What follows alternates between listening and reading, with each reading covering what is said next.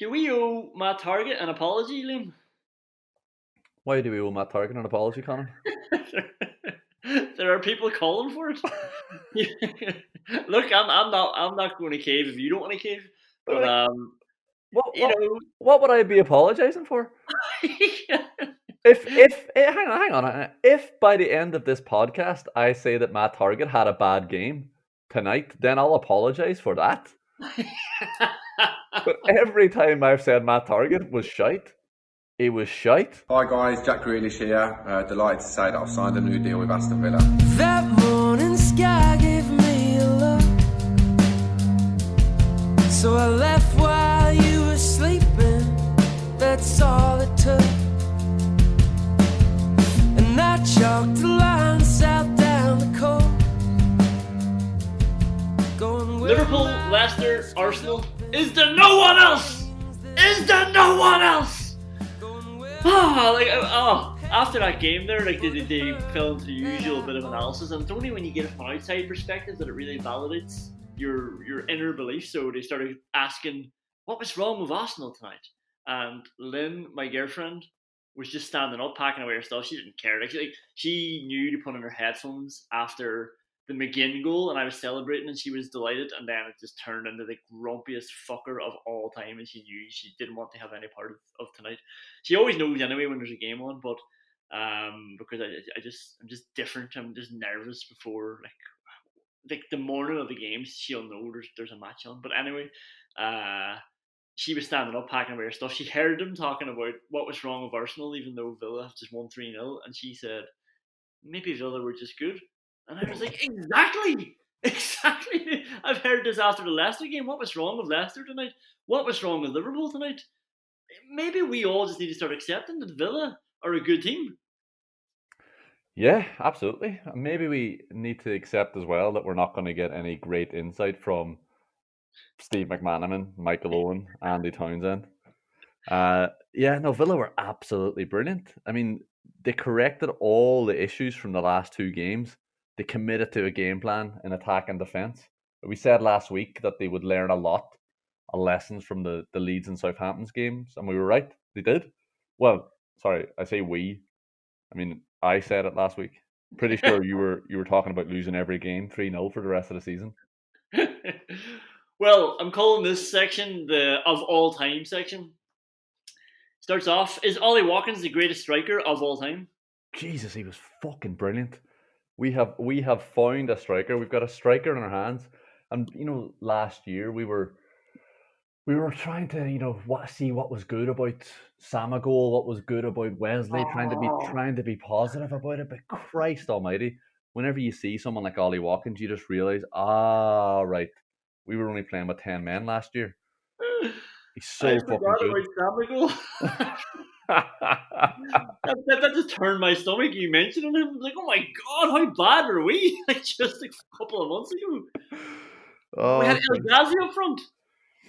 Yeah, it was insane. And like the first time we saw Watkins, we were really, really enthused by his instincts, by his movements, and we saw that tonight for the second goal. But even the start of the game, the first half, his touch was insane. It's ridiculous. Like just dropping balls out of the sky and killing them dead and playing the right pass or holding it up, running past the defender. Just his touch, his instincts, knowing what to do whenever he does it. The amount of people whose first touch is good, but it's always the wrong thing to do. He takes a touch and then decides what to do based on how the field has opened up because of his touch. He's such a good fucking player. I genuinely think that he controls bad balls better than anybody that I've seen, and that is not hyperbole. Like, and we've seen this a lot with Ireland. Like, we know the value of somebody who can control a bad ball when your team's under pressure. He traps it underneath his studs. Like, do you ever notice, like, Douglas Luiz is so Brazilian? His first touch is always with the bottom of his sole. Like, he rolls over the top of the ball. No matter what sort of ball's played to him, he'll put his foot on the ball. It's a lovely trait for a Brazilian. And that's the way Watkins, like, yeah, we talked about his head before, how it cushions every single thing that comes towards him. His chest, he's so strong, and then he just traps every ball dead underneath him. I haven't seen that before. Like, let's get into this here, because it was actually just for a bit of an analysis. This was when it was 1-0, right? And I was expecting expecting shit to hit the fan at any stage, and I had written down like how frustrated should Ollie Watkins be tonight. So like obviously like you can still tell that he's class, right, and he deals with those balls like as I said better than anybody, but when he makes the runs, they're not always feeding him. Like they rarely give it to him. Like not as much as they should. It's almost like Grealish and Barkley just love playing with each other too much, or they like trying to be a bit more deliberate about it all. But sometimes Watkins is just there, and he never complains. He just he just comes back and makes another run again. But he's free quite often, and I was wondering he's going to start getting frustrated at some point. Not now. He scored another 2 goals. No, I don't know if he will. I mean that's the life of a centre forward. You make a lot of runs, and most of the time you don't get the ball. But the best thing about that is that he's got a ridiculous array of skills. Like that turning and running in behind is a very particular type of centre forward. Normally, it's not normally somebody who's brilliant at holding up the ball. It's not normally somebody who's got an amazing first touch. It's not normally somebody who's got a great finish. Like those things don't normally all go together. They don't. Like let's stick with the of all time section. The worst VAR decision of all time, and I'll tell you why, right? Because obviously, like we've seen some stinkers, and to be honest, it's always a little bit of a trigger for me. When I see Gary Lineker or Gary Neville and they're tweeting about VAR, and they're often wrong. It's like the rule is your problem. This is exactly why you want the referee going over to have a look at it, to take the technicality element out of it. So all Martin Atkinson has to do there is decide, is he really interfering with play? Like that's the question. Has he interfered with play? He hasn't. The keeper hasn't even not one thought in his mind is I need to complain about this because I didn't see it. He wouldn't have seen it anyway. McGinn roofed it, and the referee needs to look at that and have a bit of cop on that. That's what you want. You want them going over to the TV and then telling the boys, anybody who complains, tell them to piss off, because in a real life we would never be looking at this in the first place. Yeah, I mean, it's a really bad decision, and I think I didn't even think about that. Yeah, Leno doesn't react at all except to be disappointed that he's conceded a goal. He's so far. He's in front of him, all right, but he's so far away from him. Like everybody on the pitch is in front of the goalkeeper at some stage. He's about 6 yards ahead of the goalkeeper. He's not interfering with him. He's in his line of sight, but every shot that comes out from that far out, somebody's in front of him. I thought it was an absolutely shite decision, and yeah, Atkinson has to have a bit more cop on. There's a big problem with VAR. I think they get bogged down on looking at one little detail, and they take the whole context away from it. So they're checking if it's offside by a couple of millimeters, then they're checking if he's directly in line of the goalkeeper's sight. Like that's the thing. They get far too focused on it without looking at the full play, looking what happened 2 seconds beforehand. Was there any advantage accruing to the forward? There wasn't. Barkley's run is terrible, so maybe Villa should have got punished for it anyway. But it's so annoying that was cancelled because it was a brilliant goal as well. And that's it. And I know VAR is annoying sometimes, like when they're pulling up the lines, but I don't mind that if you're looking just at pure offside. The ball's played to somebody, is he offside? I don't mind that. It's when you're bringing in that other element, which is more subjective, is like interfering with play. That's a referee call, and again, the line thing is going to cause problems for people, but at least it's black and white, and everyone knows where it's at. But look, I'm not going to turn a 3-0 away win at Arsenal into a VAR chat. Fuck that. The saddest moment of all time, or the saddest call of all time, was Ceballos looking for a VAR check for a corner for his shit shot at the edge of the box. That was banter Arsenal back in the day.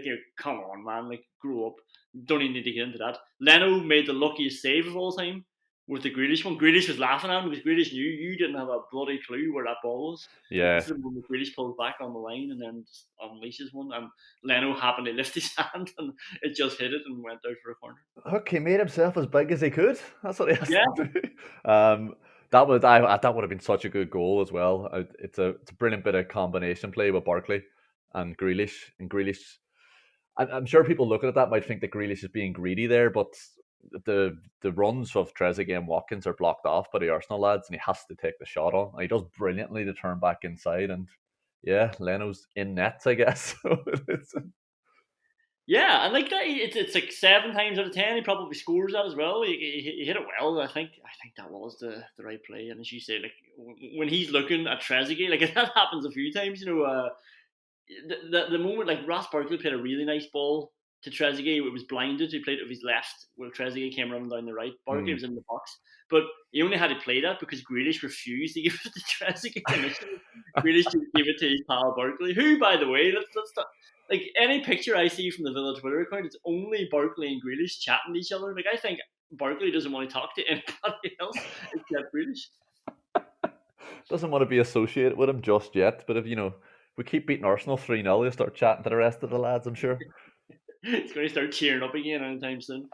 The worst piece of commentary of all time. The question went to Andy Townsend. Watkins and Barkley make things easier for Grealish, don't they?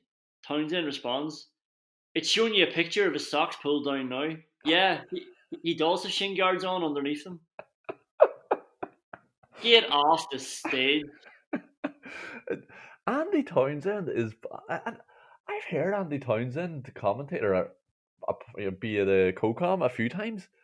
I don't think I ever realised how god awful he is. Oh my god. He doesn't. He seems like he's always reaching for a bit of banter or something, but he misses it by a mile every time, and he just doesn't understand football as well. It's bizarre. You'll see 3 replays and still not know what happened.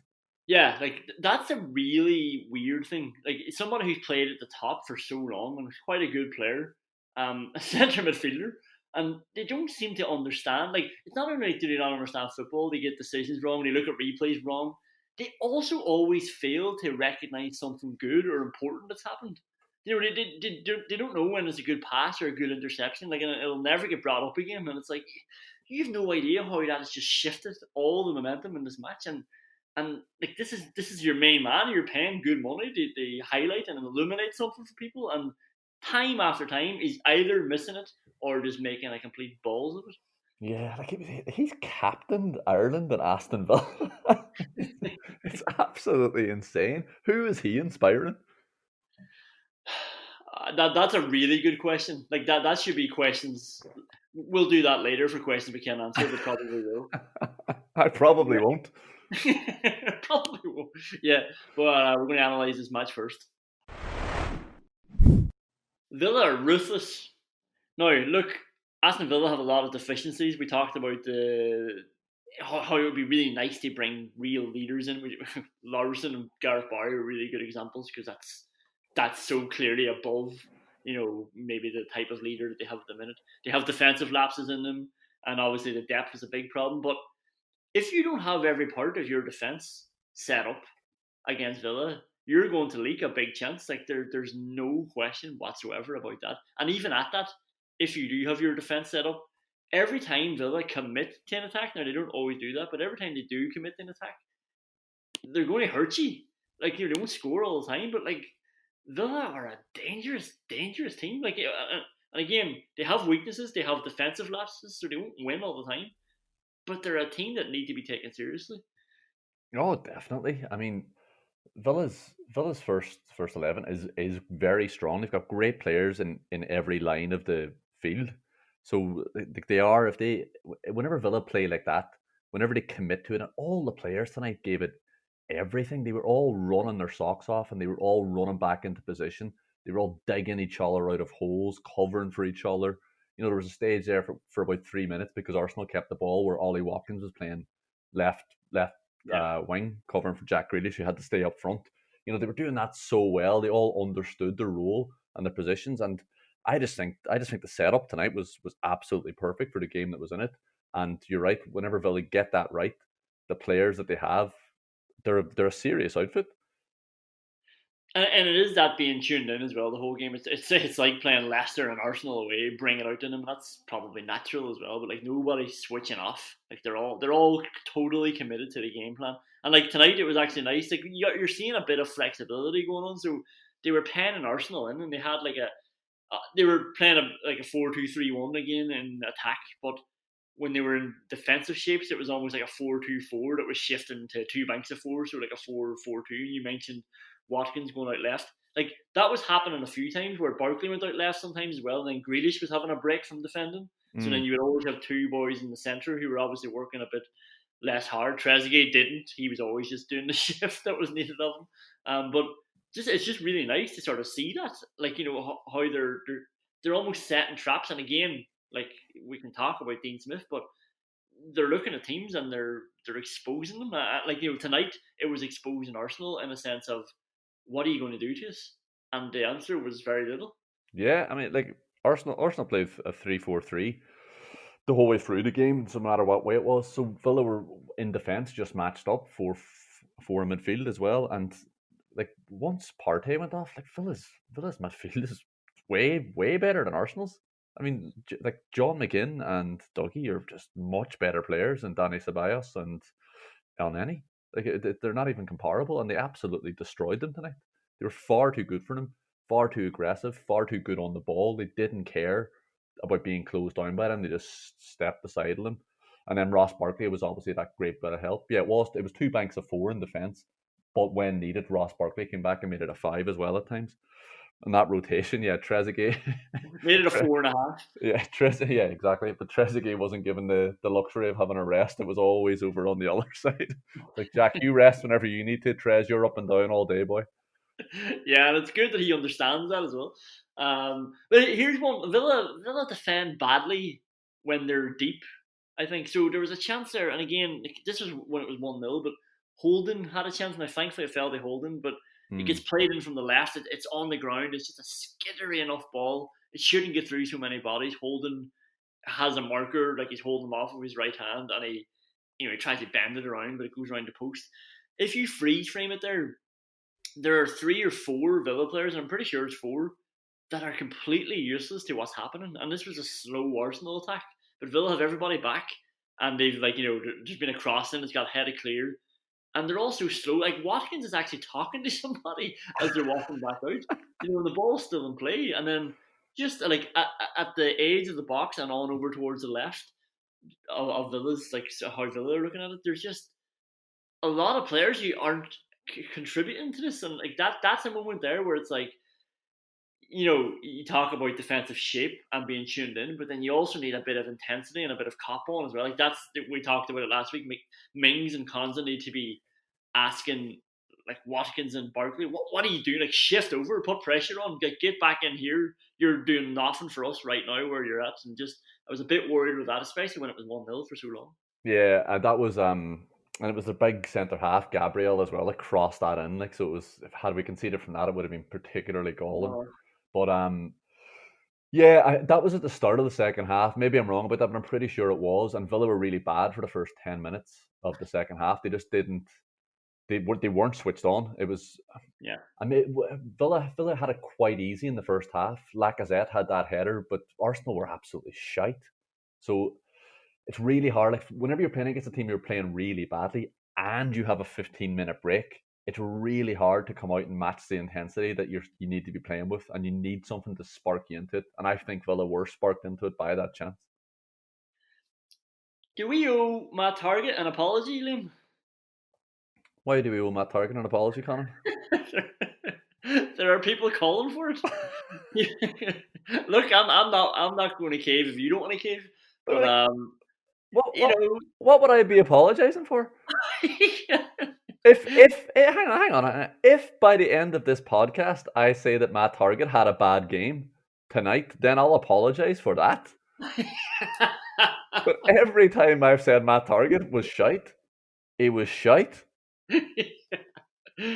Yeah. Nice cross tonight for the goal. He contributed in attack. He had a bit of energy. He defensively sound, as my buddy Steve texts me saying, Matt Targett's going home tonight with a little Willie in his pocket. Yeah, like, to be honest, Matt Targett, everybody was brilliant.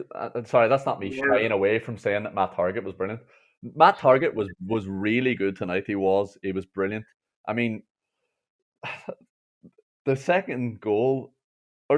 goal was it was a really good goal. It was so strange. The 3 lads were out there on the left wing for what seemed like 4 or 5 minutes. There was a stage where Ross Barkley was just standing on one leg. It was just like he's all like hovering beside the Yeah, ball.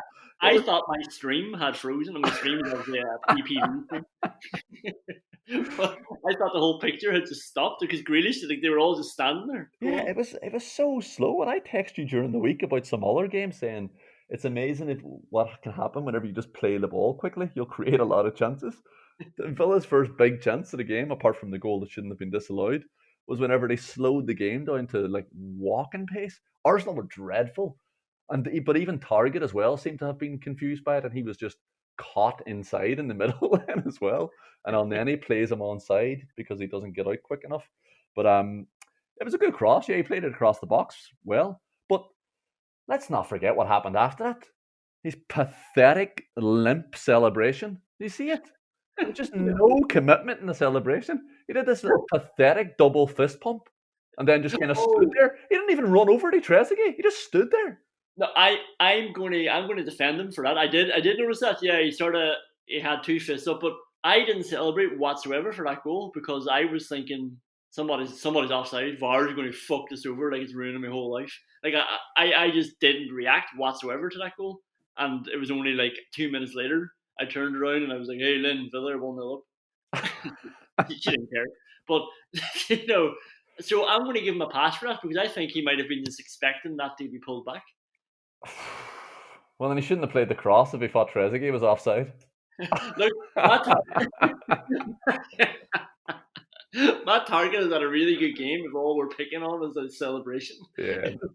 It was a lazy celebration. No, he was brilliant. He was brilliant. And even at the end, he was putting in tackles. He was complaining to the referee that he didn't call one back. He did have a lot of fight and a lot of bite tonight. It was really, really good stuff from Matt Target. It was. Like that. Actually, that goal that you talked about, that first goal, it was really strange because initially as well, Target goes running beyond because Grealish tried to, Barkley tried to, and they're all just standing there.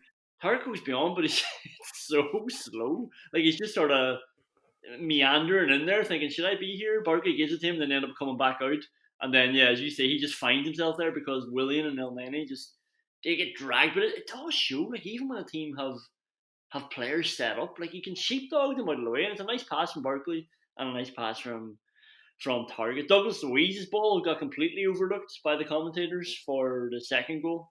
Amazing volley across from Barkley, like unbelievable technique, and Watkins yet again is just in the right place. He sprints in, he pushes somebody out of the way who's coming in with him to give himself that space, and I think that's 2 goals now. He scored with a diving header in the 6-yard box, 3 won the League Cup. Like that's not a coincidence. No, absolutely not. Yeah, you're right. I mean, Dougie did get overshadowed a bit there. I mean, for Barkley to control that volley, never mind to control it as a perfectly delivered cross, was just absolutely incredible.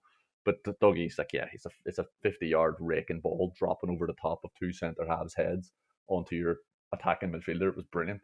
That was the a worthy assist in itself. But yeah, and I talked about Ollie Watkins as well. As soon as that ball goes over the shoulder and he sees that Barkley's there, he's sprinting. He's getting in between the 2 centre halves, and he's winning that header and he's scoring a goal. And that's one of my favourite things about a man of many talents.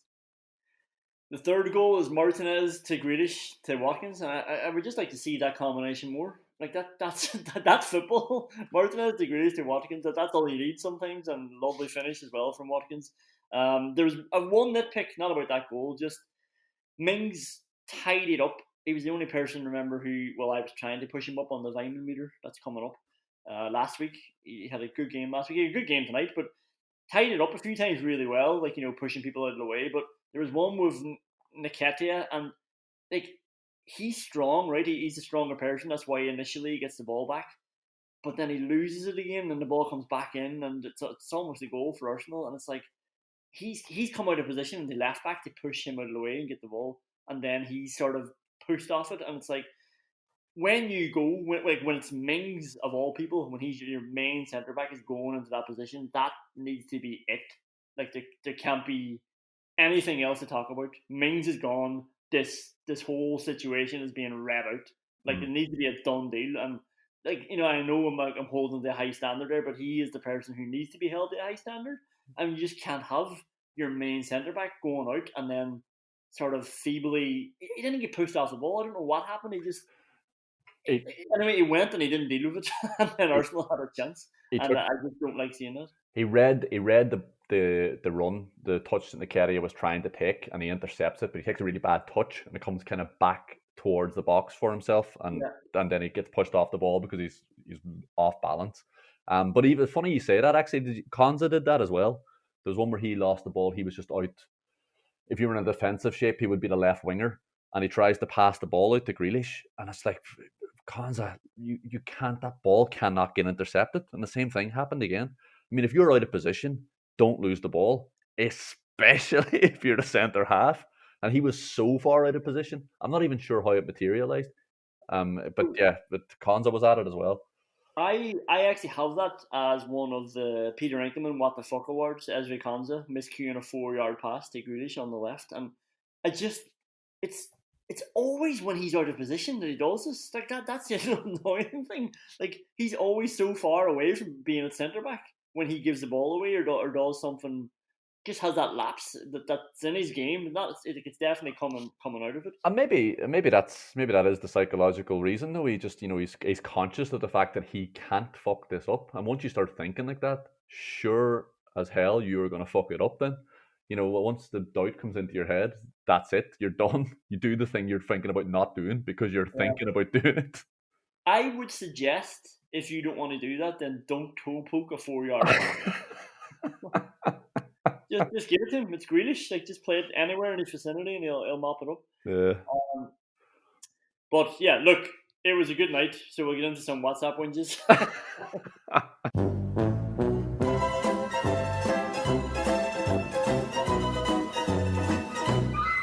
We're going to start with the thoughts of the Villa podcast. Maybe it was just because I really didn't want to fucking lose to Leeds United. The lifting up of Patrick Bamford with one hand, I did enjoy that because Patrick Bamford is an unlikable character and he's probably been a bit of a twat to Tyrone Mings all game. He's nothing like that either, is he? He's an unlikable character. Like one of he's put on a foot. Patrick Bamford can't skin you. He's not that type of player. It's not in his game. Somebody put on a foot there. I felt all the pain. I imagine I probably sound as much of a biased, one-eyed idiot. Block the fucking shot. It was a fucking disaster. I did quite enjoy the hopelessness of their grief with it though as well. They're still not that it fucking mattered anyway. Sure, we were beaten anyway. Not that it fucking mattered anyway. Villa were shite. Like there's nothing but space. Leeds are going to be spanked a few times this season. Make no mistake about that. I mean, they're really well coached. They're really aggressive. They're really adventurous. But the players are shit. The key line is that we're well coached and very aggressive, but our players are shit. They're not either. They're not shit.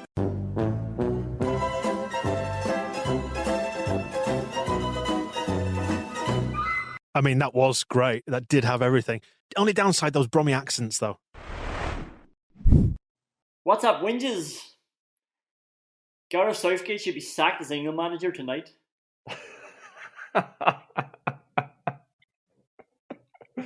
Oh, God, yeah. Well, to be fair, if it wasn't for Gareth Southgate, we wouldn't have got our third goal because he told Grealish to get more assists and goals. So don't even try it. Like, don't. Like, I know you're joking, but that's just a trigger for me. I think that's an impeachable offence. Gareth Southgate trying to take credit. Actually, people are talking about Gareth Southgate trying to take credit for Grealish's form, which is one thing, right? And it's obviously ridiculous. But what form are you talking about the last 5 years? Gareth Southgate deserves nothing of any note about Jack Grealish. Jack Grealish is this good in spite of Gareth Southgate. Do you know what the most frustrating thing about all this is as well? Is because Villa aren't being watched as much in the media, and all those things like Arsenal are the talking point tonight, even though Villa just won 3-0 to go into sixth, and they've only lost 2 games, they've won 5. That will sink into people's psyches. People will start to believe that because people are saying it. So there's a big load of people in the media who haven't even watched Villa, and they'll say things like that, and people will just believe it then. So then fans of Man United or Blackburn or whoever it is, will just believe that Gareth Southgate is responsible for Jack Grealish being brilliant in football. Yeah, like the old Jose Mourinho classic. Like, he's made Martial hungry. It's like, well, Martial was really good before Jose Mourinho came. Like, he made him work for it. Like, it's actually, we can talk all day about that. And Andy Townsend, I can't believe how much we're mentioning Andy Townsend, but he had also said like that he fell into that trap where he said, yeah, well, Grealish needs to do it now, like, consistently, not just 5 games in a row or whatever. It's like, again, what are you talking about? But then later on, after probably Andy Townsend watching him live for the first time in a while, starts talking about, yeah, Gareth Southgate said he's moving up the pecking order. I'm not sure what pecking order he's talking about. And he starts criticising Southgate for not using Grealish more. And it's like every time somebody watches him, you're bang on. Every time somebody watches him, they're going to realise, fuck, this guy is amazing. I got another text message tonight actually from my old boss who would have heard me bang on about Grealish. Like, I was working with him from 2014 to 2016, so I would have been mouthing off about him then when the whole Ireland thing was around and when people wanted him to play for Ireland after he realised he was good. And then he just texted, like, what's 2020 now? And he's like, Grealish, fuck me. And I didn't take it. Like, I was going to just say, of course, I told you this, but I was like, I'm not going to be that person. And I just said, yeah, look, Villa are really good. And then and they wrote back saying, Grealish is ridiculous. And I didn't respond. I have to step away from your phone now on these situations. Who wins from it, really? Because I'm right, but who cares? Nobody cares. He doesn't remember me being right, and if he does remember, he doesn't care. No, but he just thinks you were being a blinkered Villa fan back then. But now he agrees with you, so now you're right. But that's only because it's correct now. Grealish now is good, so yeah, now you're right, but only by accident. Second WhatsApp whinge. This is an actual whinge. He needs to be docked a week's wages every time he fouls someone from behind in the centre of the goals for no reason. Wouldn't be our boy Dougie, would it? It surely would. This time a little bit further out, so it wasn't a direct shot at goal. But yet another unnecessary foul. He can tackle. He can make that tackle as well. He doesn't have to foul him. And there's players there too. Like, don't worry about it. Relax. He must just really enjoy taking the joy out of a centre forward's Sunday evening. I don't know what it is. Like, he just can't resist a wee clip of the heels. I don't think that was in anywhere near the worst thing that Dougie, who had a really good game, he was absolutely brilliant, front foot, diving in, winning balls really high up. He was class tonight, but those fouls aren't the worst thing he did. Was his touch? No, it was his attempted back heel volley on the right wing. That's what I mean, yeah. Was that a volley? I thought he was trying to touch it with... Like, I thought he was trying to step over and touch it, like it's some sort of skillful way. No, he was trying to back heel volley it. What the fuck was that? I just thought, like, what? Like, why are you trying to touch it? Like, that just bring it down. It's almost half time. Yeah, unbelievable. Exactly, because it was like that was the last play of the game. If Douglas Luiz controls that, Tierney comes out and just runs into the back of him. Free kick, Villa, end of the half. Let's go. We're 1-0 up. Go in there and get our wee orange slice. So we're agreed. 2 weeks' wages. Third one. There's only 4 of these. John McGinn has no respect for Craig Shakespeare. I wasn't expecting that to end with Craig Shakespeare. John McGinn has no respect for anybody else's crotch when he just froze his arse into it, or something like that. I don't know what it was going to be. Yeah, the water break in the second half.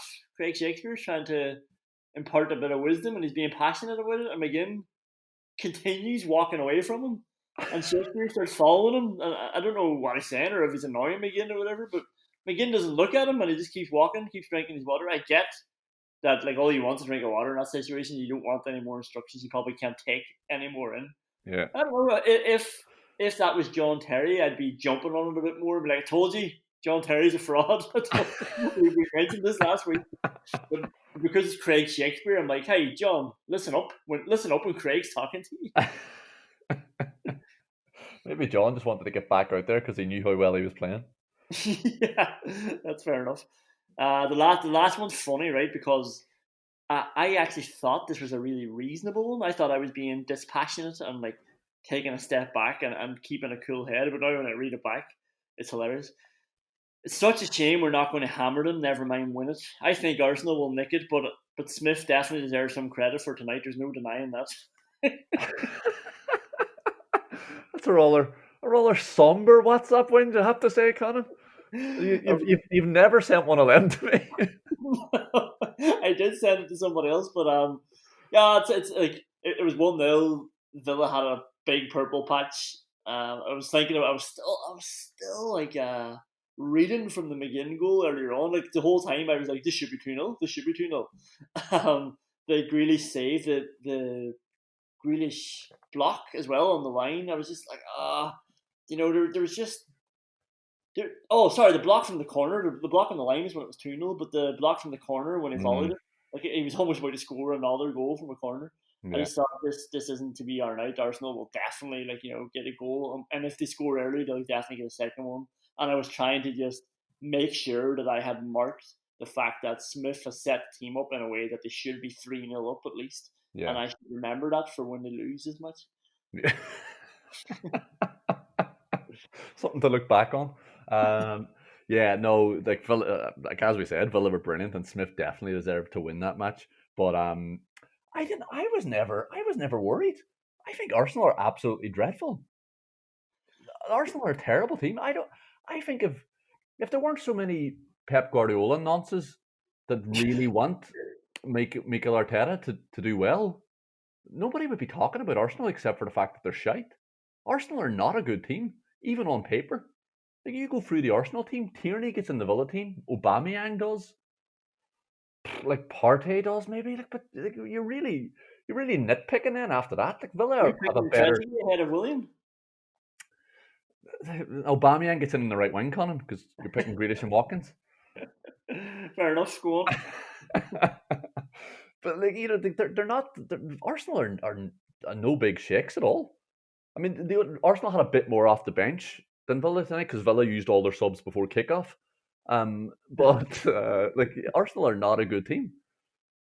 Well, this is the good one because somebody asked me was that a more complete performance than the Liverpool match, and initially I was like definitely, and you're right, at 2-0 I knew Villa had won, and like at 5-1 the Liverpool match I was trying to I would take a draw. I was settling for 1 point at that stage, but I think it is because Arsenal they're nowhere near as good. Every time Liverpool attacked, they looked like scoring. Liverpool weren't bad in that game from an attacking point of view. They were really bad defensively. Arsenal were shit. Yeah, Villa made them look bad, and Villa were class going forward. But Arsenal had nothing near to Liverpool to offer by way of going forward, and nowhere to put Villa under as much pressure. Yeah, and maybe to be fair, maybe we're not being as kind to Villa as we should be whenever I say that. Maybe Villa forced Arsenal to be shite. But at no stage was I worried about that game. Villa were just the better team throughout. Well, just listening to you there about the players that would get into the Villa team, let's squeeze another WhatsApp win in. Who the fuck does Mikel Arteta think he is getting rid of Martinez? Yeah, I mean, I think Leno's a good keeper. I don't know why. Yeah, but Martinez wanted to leave, I assume. Martinez knows that he's a brilliant goalkeeper as well. It's funny, on the third goal, whenever Martinez catches the cross, I just thought, oh, thank God for that. Thank God that wasn't Nyland. Because Arsenal looked like they were angry. They looked a bit dangerous after the second goal. And it was a good cross, but then just Emi comes out this full 6'3" frame and just catches it so commanding. And I actually let out a huge sigh of relief. And then all of a sudden they started running out to the edge of the box with the ball. It's like, whoa. Emi, where are you going? I thought the same. I was like, yeah, fucking go down on that. Yeah. I was really surprised he didn't drop. And then as soon as he doesn't drop, he sees that there's an opportunity here and he started running. I was like, what are you doing, man? And then it was to Grealish and I started calming down a bit. But oh, Jesus Christ. We're just two fucking losers. Take the sting out of the game at all costs. Yeah. Pathetic. Alright, we got some categories next. I've got a new category, Liam. Oh, brilliant. Short and sweet. Did Matty Cash get forward tonight? The answer is yes. He got forward twice. One good cross, one bad cross. And that's it. I've got nothing else. We're just going to keep an eye on that. Matty Cash obviously had a fucking brilliant game tonight. We'll talk about that in a bit. But, Matty Cash was brilliant. Yeah. If anyone didn't see last week's game, that's why you're asking. I suppose he didn't get forward at all. why am I picking on Matty? Keeping an eye on how many times he got forward. What a shit category. I think it annoys me because... How many times was it tonight, Conan? Oh, just the 3 tonight, Liam. Matt Target gets forward all the time, and then that's obviously annoying in itself because also like Grealish is that side, like go away. That's how he gets forward. Grealish has the ball, he beats a couple of men, then there's nothing but space. Trezeguet's just running up and down, doing laps of the pitch. That's true. But like every time Cash goes forward, he's really exciting, and he doesn't do it enough. Like, well, it hasn't in the last 2 games, and like he was man marking Aubameyang tonight. Anyway, the Peter Enkelman What the Fuck Award we mentioned as Konza. I only have one more nomination you can add in if you want. The John McGinn pass back. Do you blame him or do you blame Martinez for that? Jesus, I forgot about that. Christ, what a good night that was. No, it was definitely John McGinn. It was weird because Tyrone Mings, they're just farting around with a ball for no reason. Yeah. Like, I don't know what they were doing. They were just so slow, turning around, coming back, passing the ball around aimlessly. Had they conceded from that, it would have been really annoying because it was a big mistake from John McGinn. But it would have been so pointless as well. It's not like it was because they were sticking to a philosophy of playing out from the back or anything like that. It was just stupid, ponderous football from the 3 of them. But John McGinn, actually, straight after that goal, got chalked off, was really reckless and bad for a couple of minutes. He was. He got it back together, but yeah, and that was the peak of it. I think that's when he got his act together again after that. But Jesus, that was dreadful. I'd actually forgotten about that. Thanks. A really bad crossfield ball, like a cutout, led to an attack. That pass back, yeah, he was suggesting Martinez needs to come out quicker, and even when he had passed it, he was like sort of saying, "Come on," but like I think he's really doing that because then he's reacting to his bad pass. No, Martinez needs to be standing back there so he's got room to hit the ball as well. Couple of scary moments, just isn't it? Like I think McGinn wins this ahead of Konza. For the Rosenthal Award, the Ronnie Rosenthal Award, I've got lack of shit in here for his terrible header. Did you notice Matt Target slid on his arse after that header? I don't know what he was doing.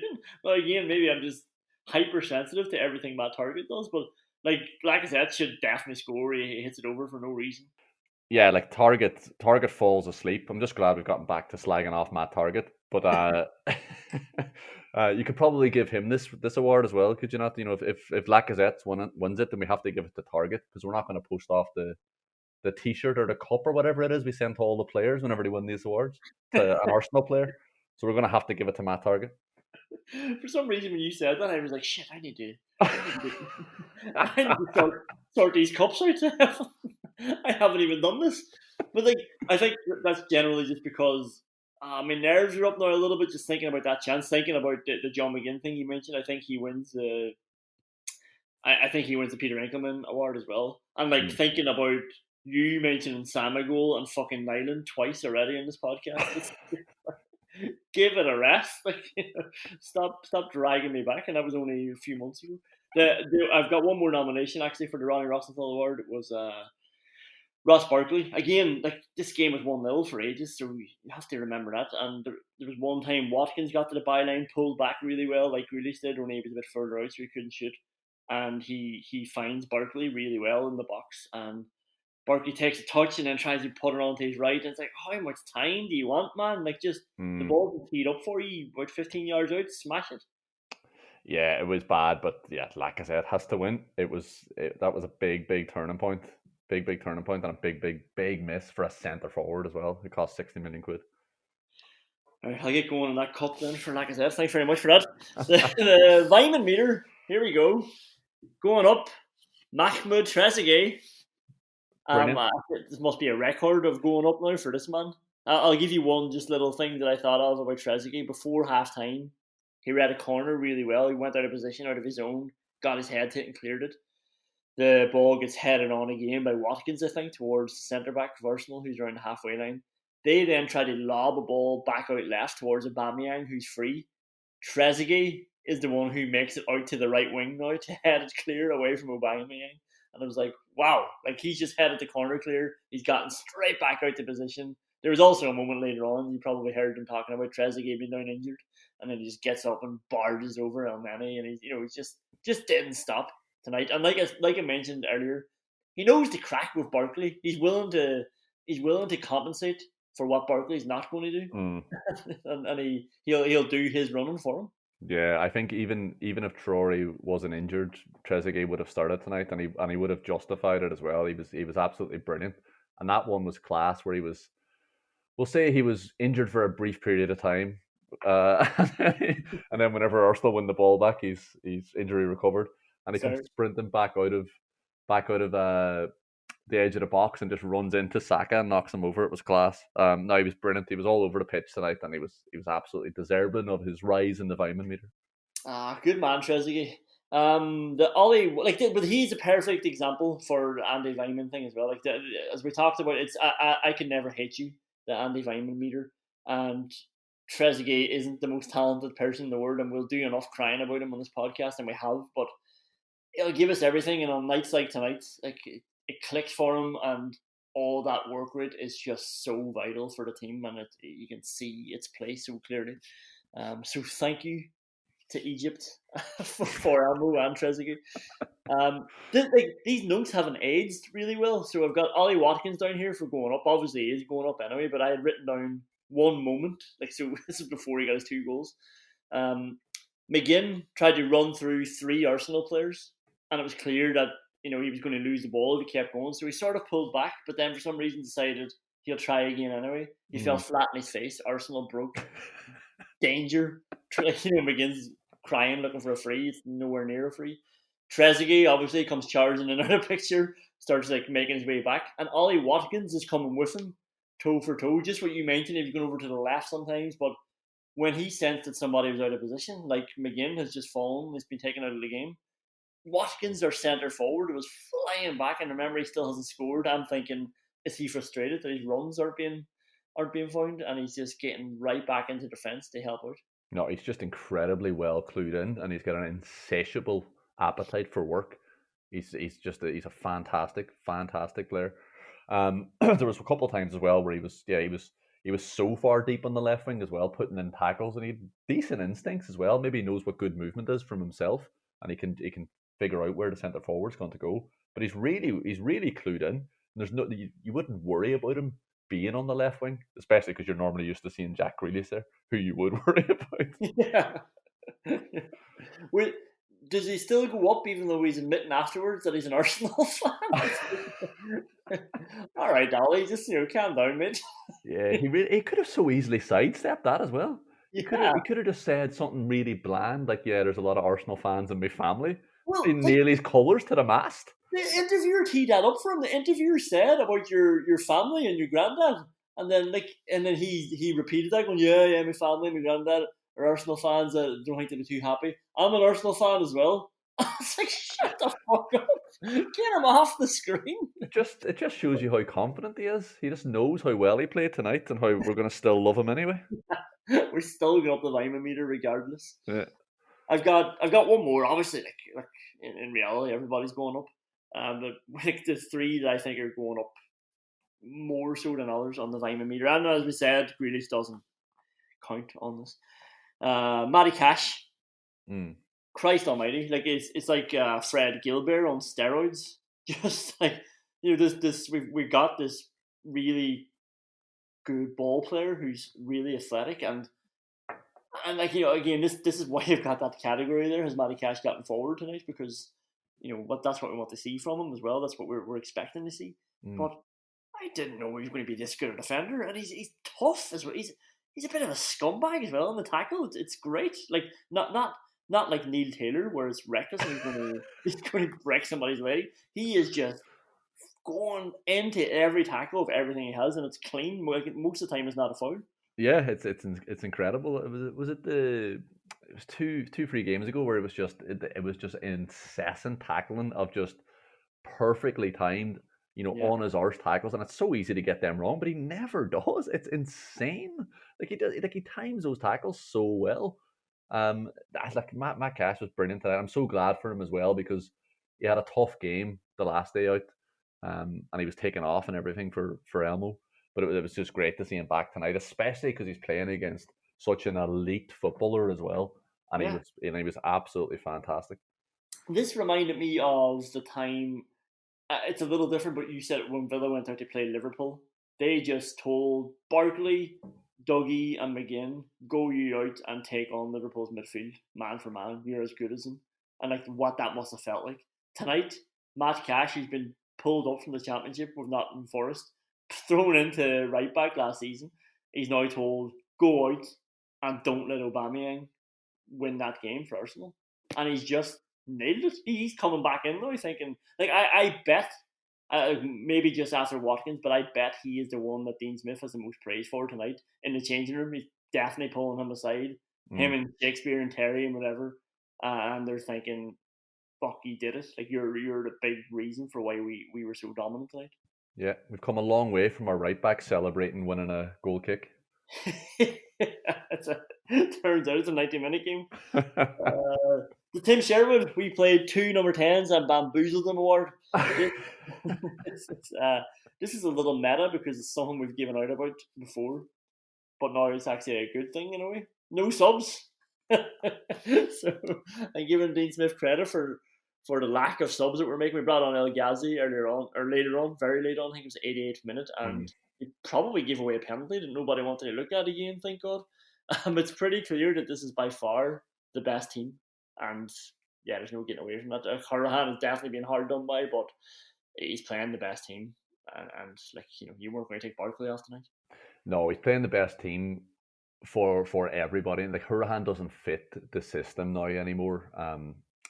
Like and like we said during the Liverpool game or the Leicester game, sorry, Conor Hourihane was not the man for that game. Like it was too intense. There was too much running power needed. Like Dougie and McGinn are just absolutely perfect centre midfielders whenever you're playing 4-4-2 in a defensive shape. Like they've got so much energy and willingness to cover space that Conor Hourihane, as much as I love him, doesn't give you. So like it's going to be a very long season for Conor Hourihane, I think, because he's just a completely different type of player, and sometimes that just doesn't work. I can't see a situation where he's going to be brought on because playing the players that he's playing gets the best out of all the other players as well, because it frees up space, or Jack Grealish can afford to take a few more risks because he knows he's got so much energy and power beside him and inside him. So it's going to be a tough season for Conor Hourihane, I think, which is upsetting. Well, he's going to get a game on the 28th of December if he can hold tight. Then we got Fulham again. No, close. They got Chelsea where Barkley can't play. Oh, right, okay. Jesus, might have to give him a few minutes before then. But then, sure, the transfer window is coming for the next game, so could be a very long season for him. And yeah, hard done by because people keep mentioning like he got a goal and assist in his last day out. So yeah, it's tough, but it's going well. Like you can't argue with this. The way they're playing, never mind the results. One more I've got for this, and again, it's sort of it's a criticism that we've had a lot, but and this is relative. So persistent with Matt Targett, and I don't mean that like again, like we were right. Like Matt Targett was bad all those times. You needed calling out, but I had gotten so frustrated that I was thinking, right, let's just play Gilbert left back. Let's play Elmo left back. Like slowly but surely, Targett is getting back to being all right, and he's definitely our best left back option. If say Dean Smith listen to my WhatsApp whinges, and I don't know if he is listening to them. Like he might have thought, yeah, actually, I won't play Matt Targett. I'll play Conor Hourihane left back instead. Jesus Christ. I think I suggested that, like anybody would have been better. Yeah. But like persistent with him, I mean, he is the best left back. Like we have to accept that. You're very quick to turn here, and a very easy night for him tonight. I mean, Willian was dreadful, and Yeah. then Bellerin's playing right wing back, and he hasn't come back the same. But it's funny actually because I was doing the dishes there Go on. during the week, and for some reason it popped into my head. I just thought, could they play Elmo left back? Here we go. Here we go.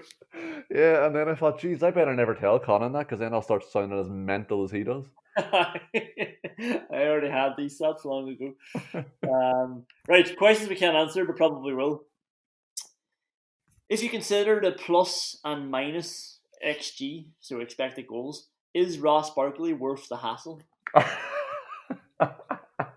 So, like, you know, for what he's giving you going forward, and this is like not just tonight, but just overall, is it worth what you're missing in defense? And like, it's not even what you're missing in defense. It's like so many times he has a bad touch, and like he just never goes back. He never gets back in the position. Never mind goes after it.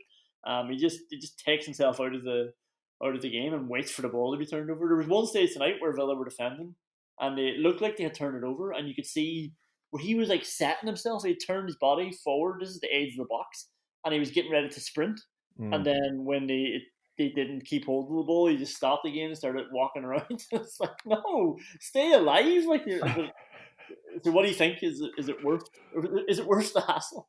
Like, Ross Barkley is so good at making late runs. It's insane. Yeah. Like, he's absolutely incredible at it. The amount of times that Jack Grealish finds him, he's just running into the box unimpeded. It's an absolutely incredible trait.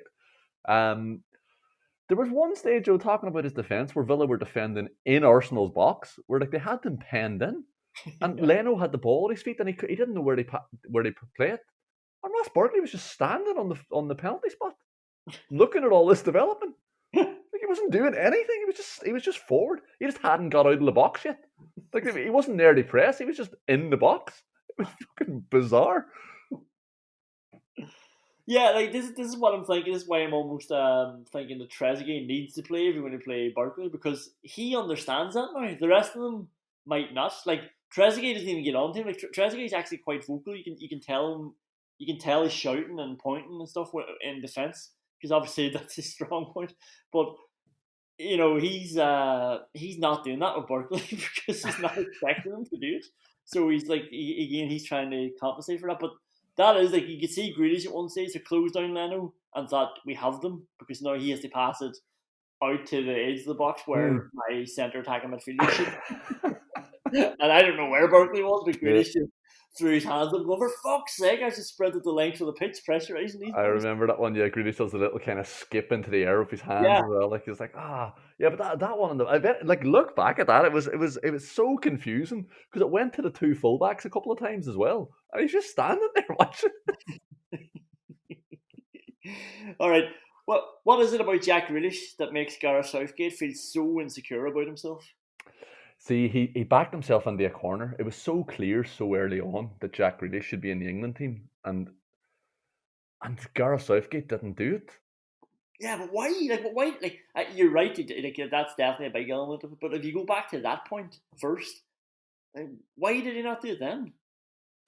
I don't know. Did maybe Grealish nutmegged him in under-21 training or something? I don't know. Like, it is confusing. There's no way he can't tell that. Like, what am I talking about? Of course, like, why am I trying to assume that Gareth Southgate knows about football? There's no evidence to suggest that. He picks England squads with 7 right backs in them.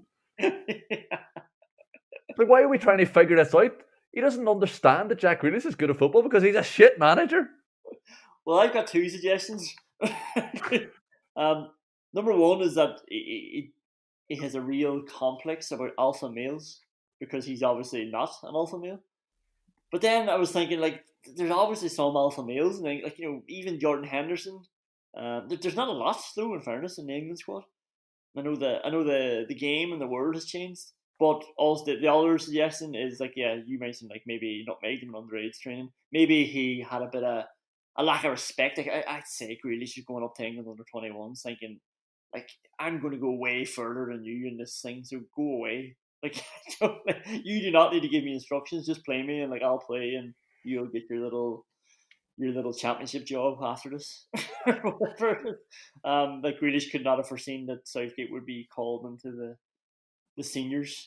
There's obviously all sorts of reports as well, like that maybe Grealish wasn't the best professional around then as well, so maybe that's blinkered Southgate. But this goes back to the championship, and Grealish was obviously amazing, but Southgate said it needs to be a Premier League player. No problem calling on Mason Mount straight away, based on like the championship basically. But he said that whenever Callum Hudson-Odoi was in the squad. Yeah, he had no Premier League experience either. He was getting paid by Chelsea, but he wasn't playing for them. So like it's either the alpha male thing, it's something that happened in England underage, or he just panicked and backed himself so far into a corner that he found it hard to get out of. Yeah, I mean, like, England do have a lot of options on the left wing, and if he genuinely can't see that Grealish can play number 8, then again, that's just further evidence to the fact that Gareth Southgate's a terrible manager, or even just that he's something different. Like, Greenwood, Rashford, Sancho, and Sterling are all fairly similar. Grealish is a different type of left winger. Like, he has to be in the squad. He has to be in the team. Like, I can't explain it. It's so apparent to me that Jack Grealish is one of the best players in the country. Never mind one of the best English players in the country. Yeah, how many text messages, this is a new one, do you think Southgate sent Mason Mount tonight? Keep the head up, Mason. I know Jack played well tonight, but don't worry. Your place isn't under threat. So that was my first thought, thinking, I was like, nah, he wouldn't do that. He wouldn't be so obvious about that, because he wouldn't want Mason Mount feeling bad about himself, which that would be implying. So I thought what he would actually be doing is texting him, like as if Mount is one of his leaders. Just been like, what do you think of this game tonight? Interesting, the shape that Villa have there, isn't it? just bringing him in the conversation to let him know, you're my guy. Like, I'm not even going to mention Grealish here. Me and you are going to talk football right now. What do you think about that Irish guy they're playing on the left wing? So clearly a left winger, isn't it?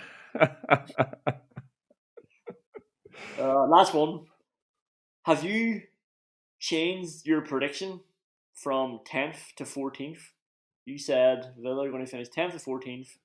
That's going to happen this season. But like I said at the start, we have to start accepting that Villa are very good. I said 9th to 14th. You said 9th to 14th last week, and I didn't pull you up on it. You slipped that under the net, and I thought I'll let him have it. Yeah, and maybe next week I'll say 8th to 14th, and I'll keep passing it off. Like I've always said, Villa will finish between 2nd and 14th. Yeah. No, I haven't. I don't think I've changed my prediction yet, because it is a huge worry that, like I said earlier, before the game kicked off, we used all our subs. That is a problem, and it's only going to get worse, because Villa have been quite lucky that it was Bertrand Traore's the only injury they've had. Yeah, but, injuries are coming. They're coming for everybody, and Villa aren't going to escape that, particularly because they're playing the same 11 players every week. That's actually a very good point. It's like, I wouldn't even say target, because I don't want Neil Taylor playing so much. So like Traore, even over Trezeguet, is the one person you would have picked to get injured. Obviously, you wouldn't pick anybody, but yeah, that has been a very lucky point. If you look at what happened to a lot of other teams, like already so many injuries. Yeah. So maybe you're right. But again, like we had an incredible summer in the transfer market, so we might have an incredible January. Maybe they didn't get some deals that they were trying to get done. Like Dean Smith mentioned towards the end of the window that they still wanted to get a midfielder and a forward in. Yeah. And they only got Barkley in. So maybe there was a forward that they thought they were going to get and didn't, that they might go back for. I mean, there's loads of holes in the squad. I mean, Villa could buy another 11 players to back up the current 11, essentially. There's a lot of players. If Villa bought a player in any position except right back, I wouldn't raise an eyebrow at it. I'd be like, that makes sense. They need a player for there. But I think we had this conversation at one of the very first podcasts. What about? Well, I'll definitely be surprised if they bought a keeper as well, because he got yeah. Tom Heaton and Jed Steer. But what about a striker? Because Wesley's coming back as well. Yeah, and like I said at the start of the show, once you see Ollie Watkins, you really realise that Wesley's no good. No, you said Samagul, and I accepted that. No, like those boys, they're not at the pitch. Like if Villa, like I've always said, if they're going to finish between 4th and 14th this season, then like we're going to need somebody better than Wesley as backup. Yeah, no, that's probably right. I would like. I obviously would like another centre I forward. mean, there's positions where there's clear need for players over all our positions. We need a left back, we need a centre back, we need a centre midfielder, and we need another general forward. I think. Yeah. Those are the priorities, as in every line of the pitch. So again, it comes back to we don't need a right back and we don't need a keeper. Yeah, exactly. Like I said, consistent. But it's been another bloody fantastic night. Dean Smith was talking before the game about having an opportunity to set a club goal scoring record for the season, and I was like, fucking yes, Dean, get this into my veins. This is before the match, and I thought, regardless of what happens tonight, let's do it. Like, I'm buzzing about this. They went and scored another 3 goals. They won their 3rd away match of the season, 3 in a row. The first time to do that, I think. They've got a game in hand to go top. Aston Villa, we have it back. I don't know how to finish these anymore because I feel like they've become so cheesy because it's been such a good season. But enjoy it and enjoy another international week that we have ahead. Like, I've never looked forward to international breaks as much as beating Liverpool 7-2 and beating Arsenal 3-0 away. If you like the show, please subscribe, please rate it, give it a nice review. Actually, don't rate it if you're not going to give it 5 stars. Don't give it a review if you're not going to say it's class. Well, you wouldn't be listening this far if you didn't think it was that good. So if you are listening and you're a regular listener, yeah, don't be afraid to give it a wee review and let us know what you think. Get in touch with us on Twitter at the Villa Podcast, and we're on Instagram as well. Find us there. So thanks very much for listening, and we'll chat to you soon. That wind is calling my name.